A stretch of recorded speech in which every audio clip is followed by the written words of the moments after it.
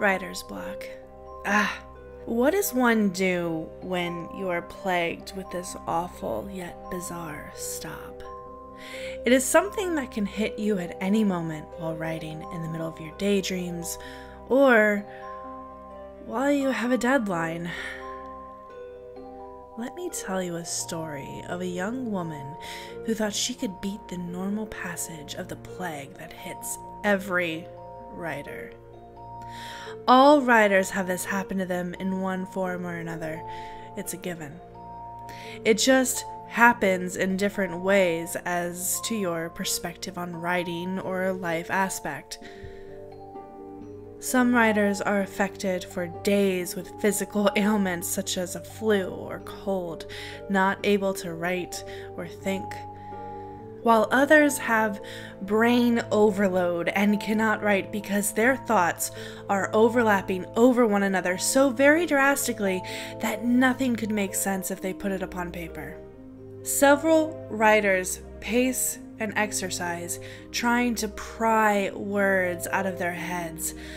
A few authors pull on their hair because not one word will pop out of their mind. But this young woman's mind had cranked out 3 books in 1 year, and her brain needed a rest. She didn't think so, but her head did. Tammy had written 3 bestsellers in a year. She wrote thrillers, the kind that had absolutely amazing twists at the end. Book 1, The Burning of the Dead, was graphic and mysteriously meticulous. Book 2, Buried, was gross, gave you chills. And Book 3, Zombies of the Plague, may even become a movie. All of them were set in the early 1900s and made you feel as though you were actually living in that time period. She was meticulous in her detail, so much that you could feel both sorry for the character, but at the same time hate him with a passion. She even amazed herself, sometimes wondering how she ever came up with such ideas on her own. She always had a huge imagination, of course. She just sometimes scared herself with the thoughts that crossed her mind.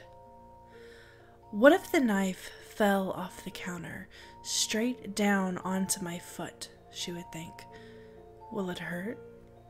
What would it look like in slow motion? Things like that. She creeped herself out sometimes.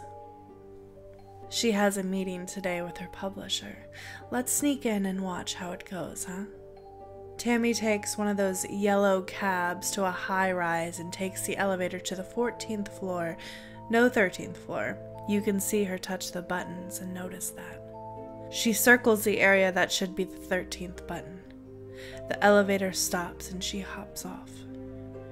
Tammy looks great, has a huge smile on, and makeup is perfect. Trying to feel great. I mean, she doesn't exactly want to tell the boss that after cranking out 3 awesome books, now she's blank. Wouldn't that be a shocker? Here's Tommy, her publisher. Fake, as usual. He's smiling, ready to hug her, and anxious to find out how much money she is going to make for him. He makes her sick. She walks up, they hug. What'd I tell you? Let's go to the office. They talk. He talks about a new contract. Her original one was 2 books in 1 year, and she surpassed that by 1 book and received a bonus. He wants to up the ante by now making it 3 books in 1 year and a bonus if there's a 4th. The first book will be due in 3 months. She will also have to start doing book signings. I'm sure she's thinking this will further take her away from the actual writing process. He is insistent that she needs public exposure, especially with her good looks. He states it will sell more of her books and promote her upcoming ones. But during all of this, she never lets on that she hasn't even started another book. She hasn't even let on that she can't get more than a thought or sentence on a piece of paper. It is as though she has lost her touch. No, she isn't going to tell him. I can tell. She has gotten too used to her new clothes and shoes, her new apartment, her new friends. She has tasted wealth and forgotten where she came from. She loves her new car, computer, and gadgets, everything that makes life easier. Her family has been forgotten. Her old friends are lost. Her needs are controlled by what corporate and Tommy wants. She doesn't think for herself anymore. By doing that, she has also let something else loose. Her mind. She goes home to her fancy computer and starts to type, but only simple phrases come out. Nothing of any importance or fun is shown to her. Erase. She tries again, and again, and again. Tammy tries writing deep into the night, but all that is shown to her are simple sentences not worthy of reading by even a child. 4 a.m., time to sleep. She tries to sleep, but is shown continual images of bloodthirsty publishers yelling out due dates, pulling at her. 10 a.m., she awakens, tearful and eyes bloodshot. Orange juice and eggs. Back to the computer. More incomplete sentences and childlike notations. She throws the eggs and wipes her hands on her shirt. More sentences, more nonsense. She throws the dish. It flows through the air in slow motion, hits the wall, shatters into 13 distinct pieces, and falls eerily onto the floor. Now, Tammy thinks she's losing it. She rushes over to the pieces of plate, only to find that they are pieced back together into one plate again, but with 13 cracks. She sits down on the floor and cries. It's time to realize I'm overtired, Tammy thinks.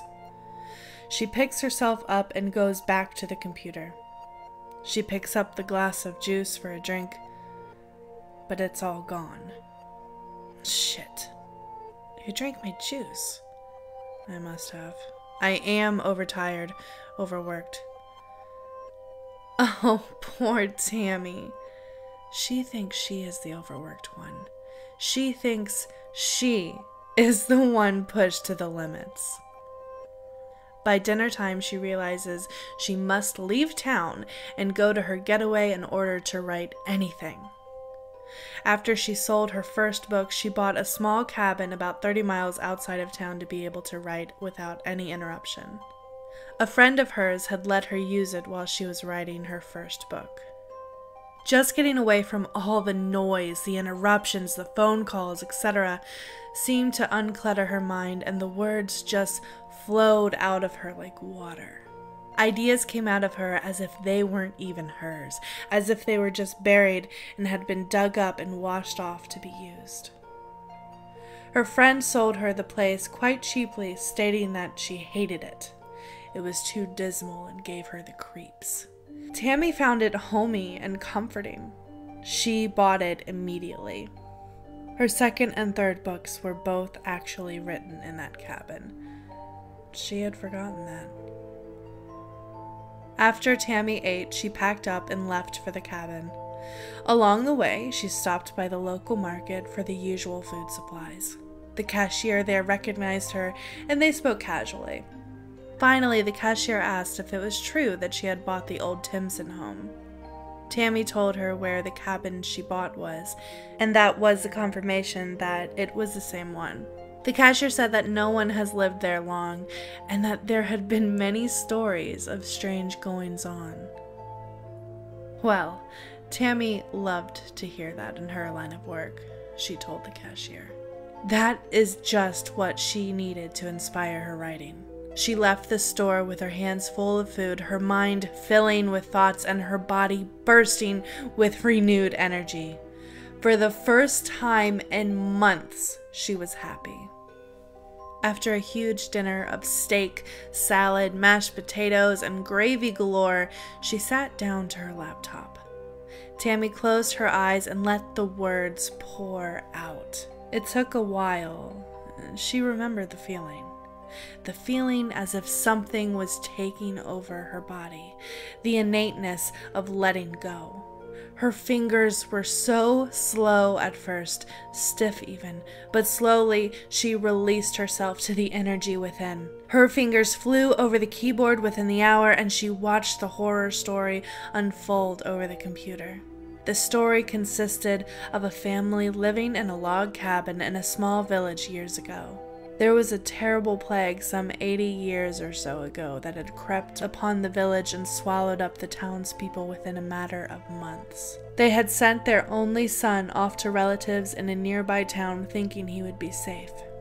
Men, women, and children had thought this to be a local situation, whereas it was actually quite widespread. But the nearby town itself was already dead and rotting, without a living soul to tell the tale as to how it began or ended. The young boy came back from home only to find the same devastation. It was his sole purpose to burn it down and begin again. For this he did, and it made him insane while doing so. Imagine burning buildings and bodies of all you know only to rebuild again. And to compound the situation, you are a young man. He had no one to talk to and didn't know if he was the last person on earth. While rebuilding, farming, and talking to himself, he started a new hobby: writing.